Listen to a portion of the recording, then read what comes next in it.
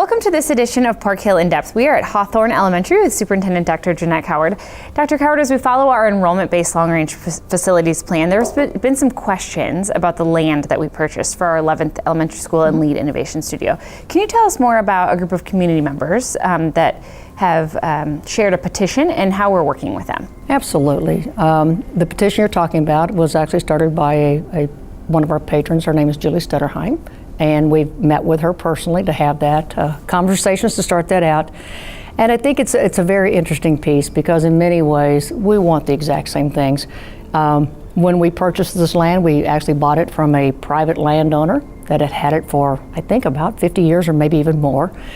And so anytime there's a piece of land that's been sitting that long, there's always those questions about development and what's going to happen. And I'm so proud of what we do in Park Hill when we build our schools and the care. The reason that we were so interested in the property, one was the location with our future LEED Innovation Studio, good proximity between Park Hill and Park Hill South. So that's a great piece for us, but it's a beautiful piece of land also. And so for an elementary school to be on that land, how wonderful is that for our kids in the future? And also what a great place to build the LEED Innovation Studio. And I think the key piece right now about this conversation is we don't know about that third high school because it is about the enrollment-based facility planning.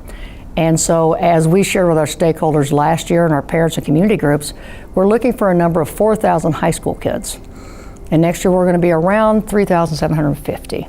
And so when we hit the 4,000 number, we will actually be able to project, are we going to have more than 4,200 high school students? And if we are, then we need to plan for that third high school. So we need land to make sure we could do that.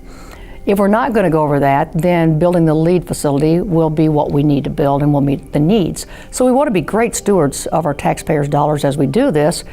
And there are just some numbers that we just can't project out right now. And so one of the challenges is for this group that has this conversation going on with us regarding this land, really is wanting us to say that we would never develop part of that. And I just can't make that statement right now. It just wouldn't be prudent. I just don't have the data. I don't have the information.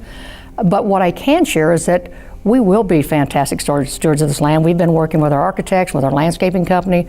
I've met with Audubon Society, Bridging the Gap, Conservation Agency. We're dealing with all of those because we want to take out as few trees as we can to do that. And then we're also required to put trees back in.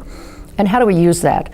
The other piece that's interesting about this piece of land is that where that intersection is, the city on the master plan has what's called Line Creek Parkway that goes up the west side, which is over closer to the creek area and the trail, which, by the way, we do not own the trail. We don't own that area there at all. And there's 30-foot setbacks on those are. So we don't own that at all. I don't want people to be confused about that. But that parkway goes over on the west side of the property. We have actually, to have less impact, have master planned and designed ours to all be on the east side of the property, to not have that out there. So we believe there is the opportunity to build these beautiful facilities, but also be great stewards of the land. And the other piece behind it is at Park Hill, we are committed to building, not to get confused with the other LEED, but the LEED, the energy efficient schools, as we did with Tiffany Ridge. These will be LEED schools, LEED certified schools, both the elementary and the LEED Innovation Studio will be both of those as we go forward. So I think the challenge for me right now is those are just decisions that cannot be made at this time. And until we have more data around 2023 or 2024, then I think we can start having some of those conversations. But right now, it just wouldn't be prudent for us to have that kind of a decision or make that kind of an obligation from the district at that point. Do we have any updates about the names for the names? Our yes, fourth middle school and elementary school number 11, as we're calling it currently? You know, that's kind of fun because we had a few snow days here the last week or so, and so that's delayed our process just a little bit. But we actually are hoping to bring some of those names to the board for the first time in February for their consideration. So we'd like to get them named sooner than later because it integrates into the design of the buildings. And so should be in February, we'll have some information about naming. And so we're pretty excited about it for both of those, both elementary 4, which we're tired of calling it that, and elementary 11 too. That will be very exciting. It will be. Anything else you would like to add about the enrollment-based long-range facilities plan? Sure. I think one of the things that I am asked very often is just so listen, if you need help on that redistricting committee, I'm there for you. And I appreciate that so much, and it's wonderful that we have such interest and such care from our community. So that's nothing to complain about there at all. That's a wonderful problem to have. But we won't start that process until next fall, and so fall of 2018, and there'll actually be an application process, and we'll communicate that out. And so probably on one of our future meetings, as we get started next fall, we can talk about that more, what the process will be, and we'll help people.